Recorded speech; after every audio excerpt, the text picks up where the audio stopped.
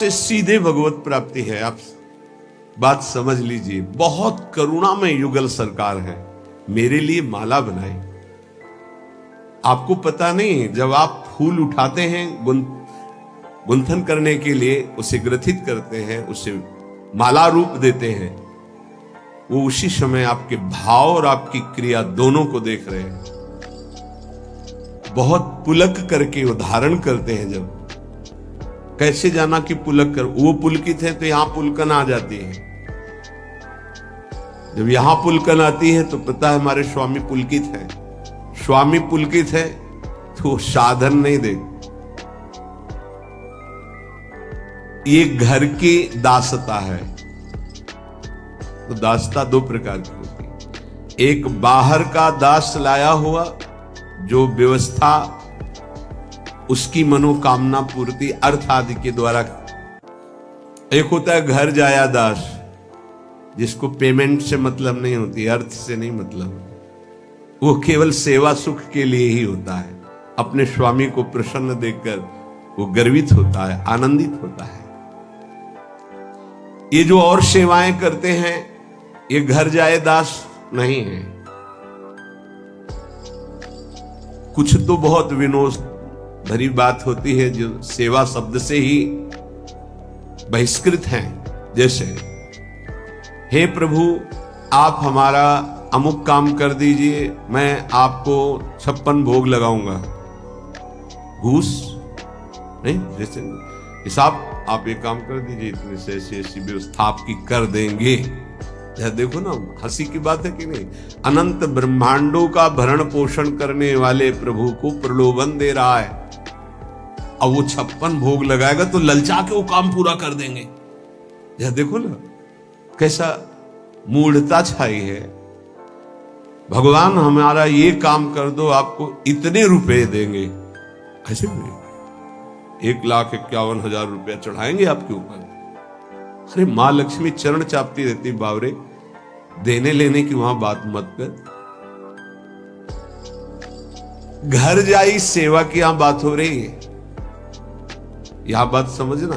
ये जो हम कह रहे हैं एक सेवा भगवत प्राप्ति करा देगी, ये बाहर से आए हुए नौकर की बात नहीं है जो पेमेंट पे है। ये तो उपहासास्पद बात है कि भगवान आप हमारा काम कर दो, मैं आपको ऐसा करूं। इसे सेवा न पूजा, इसे नहीं कहिए, उपहासास्पद बात है। आप विचार करके देखो तुम्हारी बुद्धि क्या है। इस बात पर विचार कीजिएगा। आप भगवान को हमारे क्या समझते हैं कि आप 100 ग्राम सोना, 1 किलो सोना चढ़ा देंगे, रुपया पैसा चढ़ा देंगे, भोग चढ़ा देंगे? ऐसे नहीं सोचा जाता। अनंत ब्रह्मांडों का सृजन पलक झपकते हो गया वो प्रभु है। बड़ा बढ़िया अवसर मिला है सेवा का। जब हम अपनी वस्तु मान करके प्रभु को समर्पित करते हैं तो भी सेवा नहीं मानी जाती। जब हम सेवा करके कुछ चाहते हैं तो भी सेवा नहीं मानी जाती। ध्यान रखना, ये जो हम सेवा की बात कर रहे हैं कि एक से ही भगवत प्राप्ति, इसलिए इसकी विस्तार से बात कर रहे हैं। नहीं तो लगेगा कि केवल प्रभु के लिए, प्रभु के होके, प्रभु की प्रसन्नता के लिए सेवा हो रही। बोले आप चंवर करके आ रहे हैं, बड़े भाग्यशाली। क्या भाग्य? ये शरीर उनका, मन उनका, प्राण उनका, जीवन उनका, मेरा कुछ अस्तित्व तो ही नहीं है। ये तो उनका सब कुछ है। हमें क्या पेमेंट मिल रही है? मुझे चवर करने को मिल रहा है, उनको यही मिल रही है। ऐसे उपासक को जो बिका हुआ प्रभु का है, एक सेवा उसे भगवत प्राप्ति करा। नित्य माल्यार्पण करना, ये हमारे वृंदावन का एक पुष्प और 1 करोड़ का बाहर से लाया हुआ पुष्प समानता नहीं कर सकता। ध्यान रखना, बाहर से 1 करोड़ का पुष्प मंगाओ, वृंदावन की किसी लता का एक पुष्प, तो जो हमारे प्रियालाल वृंदावन के एक पुष्प से प्रसन्न होंगे, वो बाहर के 1 करोड़ से नहीं होने आते। हो रंग बिरंगे बड़े महंगे महंगे फूल, वो हमारे प्रियालाल को पसंद नहीं। परम पावन ब्रज 84 कोश भूमि में प्रकट हुआ जो पुष्प है और दैन्य भाव से अर्पित किया जाता है, गंध प्रियालाल के श्रीअंगों में इत्र है, सुगंधित चंदन है। ये जब हम लेप करते हैं कि मेरे स्वामी, मेरी स्वामिनी, प्रभु जरा सी बात में आप देखो, ये तो नित्य सेवा है, ये तो प्रियालाल की सेवा है। मथुरा पधारते हैं सरकार, वहां कुबरी उस चंदन की सेवा कंस की करती, राज दरबार में चंदन पेश। भगवान ने कहा मुझे चंदन देगी, उसकी कोई श्रद्धा नहीं कि वो आकर के भगवान को चंदन लेप करे मेरे स्वामी और प्रणाम न, कुछ नहीं। चंदन कहां ले जा रही है? महाराज कंस के, ये चंदन मुझे देगी। देखा, बहुत सुंदर, हाँ तुम पुरुष भूषण हो, बहुत सुंदर चंदन। तत्काल भगवान ने श्री चरण का स्पर्श करा के झटका वाला एकदम सीधी सुंदर दिव्य रूप। अब तो पीतांबर पकड़ लिया, कहां जा रहे हो? बोले आएंगे, मिलेंगे आपसे। जब उद्धव जी के साथ गए तो उद्धव जी को वो सर्वाश्चर्य हो रहा था कि ये प्रभु मुनियों के ध्यान में ना आने वाले, इसको ये सौभाग्य मिला, केवल एक बार चंदन लगाने का सौभाग्य। एक दर्जी ने, अब सखाओं के जो जैसे कपड़े थे सब वैसे काट करके सिल कर बिल्कुल फिट कपड़े में, कुल परंपरागत ईश्वर बढ़ता रहे और अंतिम समय मेरे धाम को आए। सुदामा नाम के माली ने माला धारण करा दी। एक एक बार की सेवा में भगवत प्राप्ति, कुल परंपरागत ऐश्वर्य बढ़ता रहे, ऐसा वो हमारे प्रभु हैं। हमारे प्रभु के भी प्रभु हैं प्रेम, और प्रेम का मूर्तिमान स्वरूप है लाडली। आप कहेंगे प्रभु के प्रभु, हाँ, अगर प्रभु को कोई अधीन कर पाया है तो प्रेमाधीन कहा गया प्रभु का, और वो प्रेम का मूर्तिमान स्वरूप हमारी प्रिया जी है। और प्रियालाल दोनों को आपने माला अर्पित की। एक बार माला अर्पित किया तो भागवत में पढ़ के देखिए, एक बार चंदन अर्पित किया तो आप पढ़ के देख लीजिए, एक बार वस्त्र पोशाक सुधार दी तो आप पढ़ करके देख लीजिए। जबकि किसी विशिष्ट भाव सेवा में नहीं, कि वो भावावेश में दास्य भाव, सख्य भाव, कांता भाव, सहचर्य, कोई ऐसे भाव का विशेष। जो नित्य प्रभु को चंदन अर्पित करता है, गंध अर्पित करता है, व्यजन पंखा करता है। बरसाने में लाडली जी की पंखा सेवा में एक बाबा वयोवृद्ध रहते, उनकी टांग में फोड़ा हुआ और उसने कैंसर रूप रख लिया। सेवा से नहीं हटते थे, बहुत कष्ट है। किसी भगत ने देखा, कहा कि आप चलो एक बार मथुरा चलना पड़ेगा, वहां का पंखा सेवा। बोले आप जहां लाडली जी का मध्याह्न में शयन होगा, हम गाड़ी लेके आ जाएंगे, आपको मथुरा ले चलेंगे और आपको सेवा के समय उपस्थित कर देंगे। तो राजी, जब आज डॉक्टर को देखा तो उनका है तो पैर कटेगा, ये ठीक तो होने वाला है नहीं। उनका नहीं, फिर हम श्री जी के पास नहीं जा पाएंगे, पंखा नहीं कर पाएंगे। नहीं,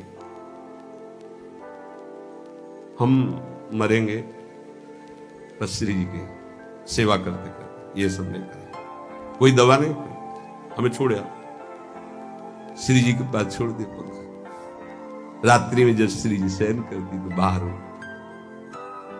तंद्रा से आई, लाडली जो आई, बाबा तो को कहां पीड़ा है?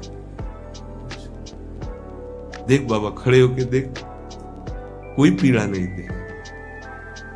चेतना आई, खड़े हुए, एकदम फिट, कहीं कोई कष्ट नहीं। कर तुम अकर तुम अन्यथा कर तुम, स्वामिनी की सेवा में जरूरत है। सच्ची बात है, ये तो उनका लीला विलास है कि पांच भौतिक नाशवान शरीरों की भक्तों में पीड़ा देखी जाती है। वो केवल बाहरी, आंतरिक जो महासुख मिलता है उसको कौन देख पाता है? तांबूल दानम, श्री स्वामिनी जी को ये अपनी सेवा पद्धति में है। भोग पवाया, आसमन कराया और पान की बीड़ी युगल सरकार को अर्पित की। मृदु मधुर पाद संवाहनम, जब हम श्री जी को शयन करा रहे हैं, ऊपर से वस्त्रावेष्टित किया भाव में से, प्रियाजू के चरण चाप रहे, लालजू के चरण चाप रहे। आपको लग रहा है कि खिलवाड़ हो रहा है, इसी से अधीन हो जाएंगे वो। जब एकांत में शांत भाव होकर हृदय से, एक दिन देखना आपके ऐसे जो आप कर रहे हैं कि चरण चापने के, उसी में श्री चरण आ जाएंगे। सत्य वस्तु प्रभु है, कोई कल्पना नहीं है। मृदु मृदु पाद संवाहनम, फिर प्रियालाल की हम उत्थापन सेवा करके फिर उनको सुंदर पोशाक, सुंदर माला धारण कराना।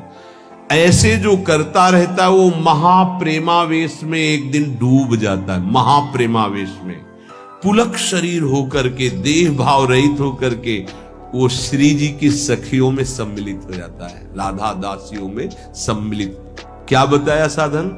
श्री जी की सेवा परिचर्या। कब ऐसा होगा? कृपा दृष्टिर्दासे हरि हरि कदा श्यान्मयी तयो रिह प्राप्यई कांतम प्रतिदिन मदस्सुर विलप भो। ऐसा हम पर कब कृपा होगी कि मैं हे युगल सरकार आपकी दास्ता से युक्त होकर के अशुभ प्रवाह करता हुआ एकांत में, हा मेरी स्वामिनी, हा मेरे प्रीतम, विलाप करता हुआ आपकी सेवा में रहूं। अंदर ही अंदर प्रेम विकलता और सेवा में डूबा हुआ। ये वृंदावनाधीश्वरी की सेवा अनंत जन्मों के मानो सुकृत फलीभूत हो गए। यदि आपकी श्रद्धा बन जाए, आपकी भावना बन जाए। प्रायः देहाभिमान होने के कारण साधन भाव में त्याग आदि की तरफ, जिसमें वाहवाही, उसमें तो रुचि साधक की हो जाएगी, पर जो श्री जी की एकांतिक परिचर्या जिसे कोई नहीं जानता, कोई तुम्हें बड़ाई नहीं, बड़ाई प्रिया प्रीतम देंगे, वहां रुचि नहीं हो पाती। जिसमें चार लोग देखें उसमें रुचि हो सकती है, जिसमें प्रिया प्रीतम देखें उसमें एकांतिक रुचि होना है बड़ी विशेष कृपा की बात। इसीलिए कह रहे कृपा दृष्टि दासे हरि हरि कदा श्यान्मयी तयो।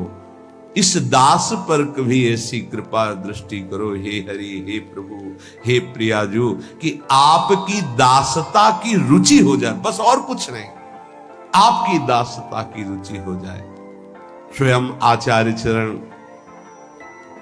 अपने कर कमल से वृंदावन के वृक्षों से, लताओं से गिरी हुई सूखी लकड़ी बीनते थे और रसोई बनाते थे। एक बार नाहरमल जी आए, उन्होंने देखा कि पूज्य सदगुरुदेव भगवान अपने पीतांबर में लकड़ी बीन रहे। ये हम लोग जो पीत वस्त्र धारण करते हैं, ये अपनी स्वामिनी के श्री अंग कांति का भाव करके, और सदा बसंत रहत वृंदावन, बसंती रंग, वृंदावन की शोभा, और हमारे प्रीतम पीतांबर धारण करते हैं। पूरी उपासना है, ये गुरु प्रदत्त है, कोई मनमानी नहीं कि हम पीला ऐसे मन में आया और धारण कर, ऐसे नहीं। नाहरमल जी ने देखा कि पूज्य आचार्य चरण अपने पीतांबर में लकड़ी ऐसे, लगा मेरे गुरुदेव बहुत धनी मानी। उन्होंने कहा जय जय आप रहने दो ना, ये वो हम धीमर को बोल देंगे, वो बीन करके ढेर सारी लकड़ियां जमा कर देगा। आप महाप्रभु ने कहा होश में हो आप, क्या बोल गए? महाप्रभु के हृदय में दुख पहुंचा इस बात से। परम रसिक महापुरुषों की कृपा से मुझे मेरी स्वामिनी की सेवा मिली, और मेरी स्वामिनी की सेवा को आप धीमर से करवाने की बात करते हो। तुम शिष्य हो हमारे, जाओ मैं तुम्हारा त्याग करता हूं, आज के बाद हमारे सामने मत आना। रजोगुण लेकर वृंदावन आते हो, जानते नहीं हो स्वामी की सेवा को धीमर से करवाने की बात तुमने कर दी। जब श्री जी ने स्वयं महाप्रभु जी से कहा कि इसका कोई दोष नहीं, आपके सुख के लिए कह रहा, शब्दों में त्रुटि हो गई। अगर कह देते प्रभु आप विराजिए, हम बीन करके एकत्रित, तो कहीं तक बात बहुत उचित थी, पर धीमर से करवाने की बात। जब हरिराम व्यास जी आए, महाप्रभु उस समय बटलोई चढ़ाई हुई थी श्री जी की रसोई अमनिया करने के लिए। सूचना मिली कि कोई बहुत प्रकांड विद्वान दिग्विजयी पंडित ओरछा के राजा के गुरु हरिराम व्यास जी आपसे वार्ता करना चाहते हैं। पहले को आगे महाप्रभु ने बटलोई उतार के रख दी। कहा कि हम प्रश्न तो बाद में करेंगे, पर प्रभु आपने बटलोई क्यों उतार दी? बोले आपसे बात करनी है ना। बोले हाथों का काम है बात करना, हाथों से सेवा करना और मुख से बात करना, तो हाथों का काम हाथों से होने दीजिए और मुख से बात कीजिए। बोले यहां नहीं होता है, यहां नहीं होता, ये व्यवहार नहीं है, ये प्रेमोपासना है। और तत्काल एक पद की रचना जो श्रीमद चतुरासी जी में, यह जो एक मन बहुत ठौर करी। जरा विचार कीजिएगा किस कोटि का भाव है कि हम मुख से बोल भी नहीं सकते। उस समय जिस समय हम श्री जी की रसोई, तो उसी में पूरा ध्यान मेरी प्रियाजू पाएंगी, हम उस भाव में डूबे हुए। हम तुमसे बात करते हुए ऐसे कि रसोई चढ़ी हुई है, तुझसे बात नहीं, सेवा में नहीं, हमारी प्रियाजू पाएंगे, हम भाव में भरकर डूबे हुए। श्री बात करे, ऐसा कब हम पर कृपा होगी। बड़ी खास बात पूज्यपाद उड़िया बाबा जी बता रहे, कल इसका बड़ा रसास्वादन हुआ। बाबा कह रहे हैं कि आप जब आचार्य परंपरा से जुड़ते हैं तो उससे विशेष लाभ ये मिलता है कि उस आचार्य परंपरा में जितने उपासना करके सिद्ध हुए महापुरुष, जब आप उनके उपास्य देव और उपासना को स्वीकार करके ईमानदारी से भजन करते हैं, तो जितने सिद्ध महापुरुष उन सबकी कृपा उसको प्राप्त होती, तभी वो बहुत शीघ्र भावदेश को प्राप्त हो जाता है। ये बड़ा आनंददायक वचन मिला। जब हम आचार्य परम, जैसे हम हित जो महाराज जिस आचार्य महाप्रभु हरिवंश चंद्र जी से जुड़े, तो जितने परंपरा में सिद्ध महापुरुष हुए उनको वही मंत्र मिला है, वही उपासना मिली जो हमको कृपा प्रसाद से मिली। तो जब हम अपने उपास्य देव की प्रियता श्री राधा वल्लभ लाल जी की अपने भाव में जितना हमारे अंदर हम सेवा शुरू करते हैं, तो सब आचार्य परंपरा, आचार्य से लेकर परंपरागत जितने सिद्ध हैं, सबकी कृपा प्राप्त होती है, जिससे वो उस महान रस को प्राप्त कर पाता है। जितने भगवत स्वरूप हो गए उन सबकी शक्ति उसकी सहायता करती उपासक की, जो आचार्य परंपरा से। इसीलिए आचार्य परंपरा से जुड़ने का बहुत बड़ा महत्व है। मनमानी भजन करने का फल है गुरुदेव की प्राप्ति, जो आचार्य परंपरा से है। ये नवीन कल्पना करके जो छोटे छोटे समुदाय, तो यहां पूज्यपाद बाबा कह रहे हैं कि समुद्रमयी उपासना, ये कोई सरोवरमयी उपासनाएं नहीं होती कि छोटे छोटे, आचार्य परंपरा से होना चाहिए। इसीलिए भगवान आचार्य रूप में अवतरित होते हैं, परंपरा प्रकाशित करते हैं। तो जहां जुड़े वो आचार्य परंपरा से जुड़े। किसी की वाक माधुरी उससे प्रभावित होकर नहीं। पहली बात, शब्द ब्रह्म का ज्ञान और पर ब्रह्म का बोध अत्यंत आवश्यक है जहां हमें जुड़ना है। शब्द ब्रह्म तो वो अपनी अनुभूतियां बता सकता है, पर ब्रह्म उसको अनुभूत है। अगर अनुभूत नहीं, भगवत प्राप्त नहीं, ब्रह्म बोध नहीं, तो क्या बताएगा वो, फिर पकड़ में नहीं आएगी बात नहीं बनेगी। आचार्य परंपरा से गुरुमंत्र उपासना पद्धति करने वाले पर आचार्य परंपरा के समस्त सिद्धों का कृपा प्रसाद प्राप्त होता है। जो तुम्हें मंत्र मिले और उपासना की निष्ठा मिले, उसमें पक्के हो जाओ।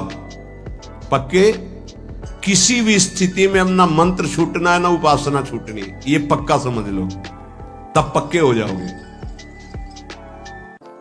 चाहे कोई कितनी भी हमारे सामने निंदा करे, कैसी भी परिस्थिति रख दे, हम मंत्र और अपनी निष्ठा से ना डगमगाए। जैसे सप्तऋषि आकर पार्वती जी से कहते हैं कि तुम्हें महादेव जी में क्या गुण दिखाई दिया और ऐसा ऐसा, पर उनकी निष्ठा, कोटि जन्म लग रगर हमारी, बरऊं शंभु न तरहूं कुमारी। और मंत्र गुरुदेव नारद, तजौ न नारद कर उपदेशु, आप कहें सतबार महेशु। दोनों बात, मंत्र निष्ठा गुरु वाक्य और उपासना निष्ठा जो इष्ट गुरुदेव ने दिए उनकी उपासना पद्धति सहित। यदि ये दो बात पक्की हो जाए तो हर समय आपकी स्वाभाविक भजन वृत्ति जागृत हो जाएगी। जब तक ये पक्की नहीं होती तभी तक अखंड भजन नहीं होता। अखंड भजन की जो वृत्ति जागृत होती वो ऐसे उपासक पे होती कि विषय भोगों की उपस्थिति में इंद्रियों का विषय भोग ना करने की प्रवृत्ति होना, बिल्कुल नहीं, रुचि नहीं। हर विषय उपस्थित हो और तुम्हारे अंदर भोगने की इच्छा ना हो, उसे कहते हैं भजन की वृत्ति जागृत हुई। नारायण हरि भजन में पांचों न सुहात, विषय भोग निद्रा हंसी जगत प्रीति बहुबात। तो देखो अभी भजन कहां है हमारा, कहां भजन की वृत्ति है, कहां निष्ठा परिपक्व है, कहां मंत्राकार वृत्ति है।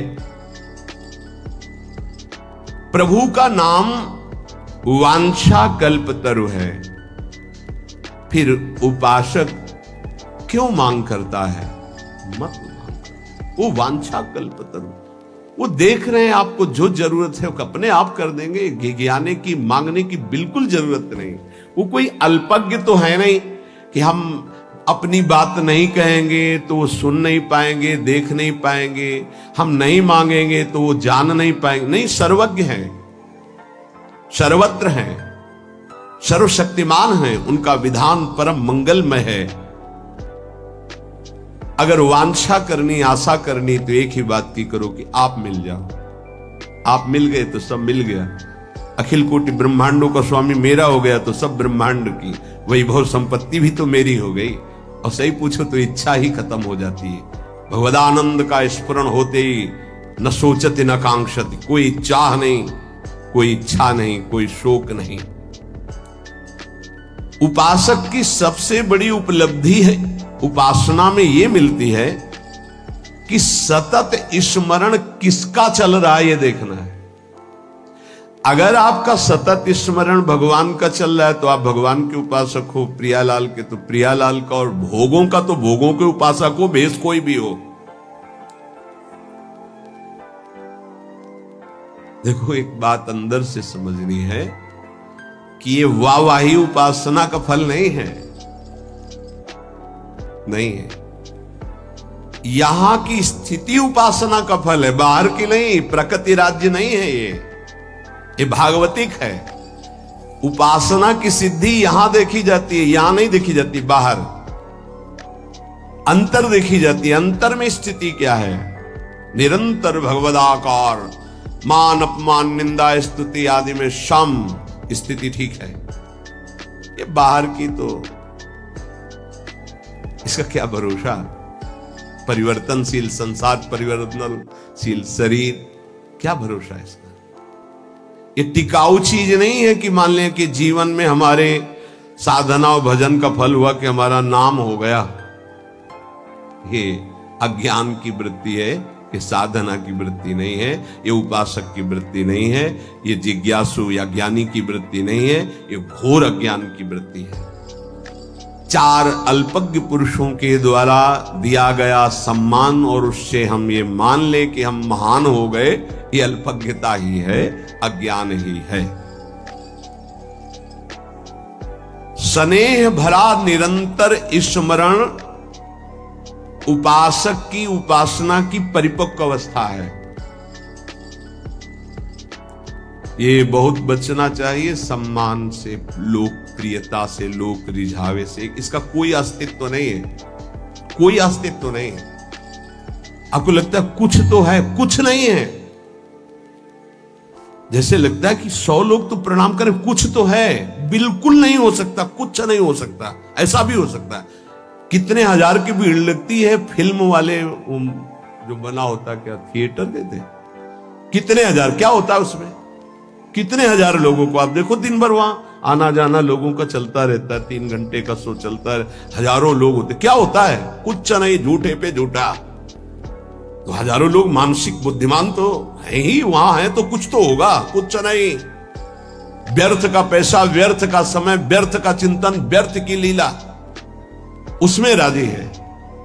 तो 100 लोग हमें प्रणाम कर दिए, नमस्कार कर दिए, हम मान लिए हम कुछ हो गए, कुछ नहीं है, कुछ नहीं, कुछ नहीं, जीरो। बोले बड़ा यश है, जब तक पुण्य है तब तक है, पुण्य खत्म तो अपने आप समझ में आ जाएगा क्या हो। स्थिति पुण्य और प्रभाव, सम्मान, मान, इनसे नहीं होती। 4 लोग जान भी नहीं सकते, बगल से निकल जाए सिद्ध महापुरुष, उनको पता थोड़ी चलेगा।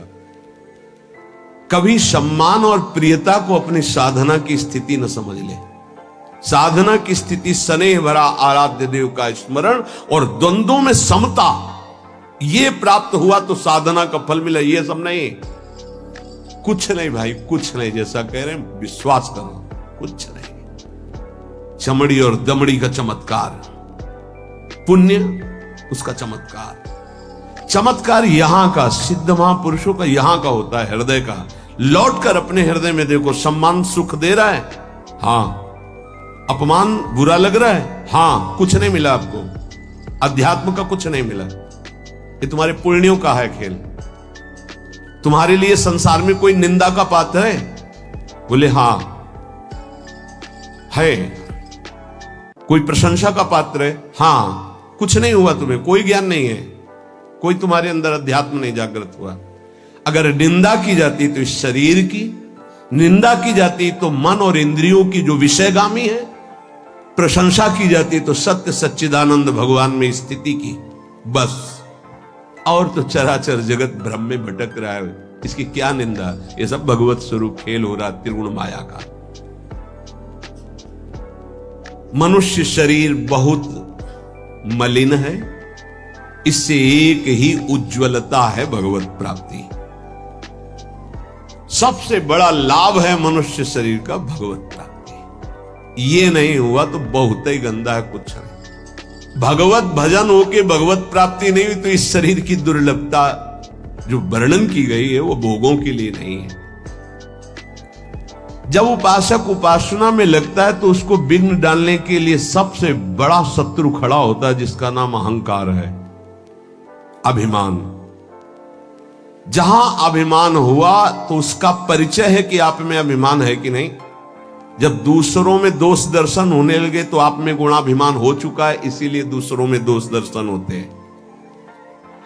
दोष दर्शन करने वाला निंदा करके ही रहेगा, वो दूसरे की निंदा करेगा, दूसरे का अपमान करेगा। उपासना सबसे छोटा बनना सिखाती है, और वो अपने को गुणी मानकर जब दूसरों की निंदा करता है तो उपासना में किया कराया सारा तप सुकृत नष्ट हो जाता है। बहुत ध्यान से इसे सत्संग कहते हैं, जो सत से संग करा दे। उपासक उपासना में देखता रहे कि कहीं किसी बात का अहंकार तो नहीं है, अभिमान तो नहीं बढ़ रहा। वो उसका परिचय यही है, आप निंदा करो या न करो, दूसरों को देख के यदि दोष दर्शन होने लगे तो अपने में गुणाभिमान जागृत हो गया और वो आपको गिराएगा, पक्का गिराएगा। बहुत सावधानी की जरूरत है। तुमको ये नहीं देखना क्या सत्य है क्या असत्य है, तुमको तर्क में नहीं फंसना। तुम्हें जो गुरुजी ने उपासना दी वो परम सत्य है, उसी में चित्त को समर्पित कर दो। जो विषयों से प्रेम करता है वो प्रिया प्रीतम का प्रेमी नहीं होता, जो प्रिया प्रीतम का प्रेमी होता है वो विषयों का प्रेमी नहीं होता। विश्वास करो, ये जीवन केवल प्रभु के प्रेम के लिए प्राप्त हुआ है। अगर हमारे इस जीवन में भगवत प्रेम नहीं हुआ तो कैसा, फिर जीवन का मतलब क्या रहा। प्रेम कहां से प्रकट होता है? भगवद भक्तों के चरित्र पढ़ना, भगवद भक्तों का संग करना, निरंतर भगवान नाम जप करना, शरीर पोषण के लिए भगवत प्रसाद पाना, स्वरूप पोषण के लिए गुरु मंत्र जपना।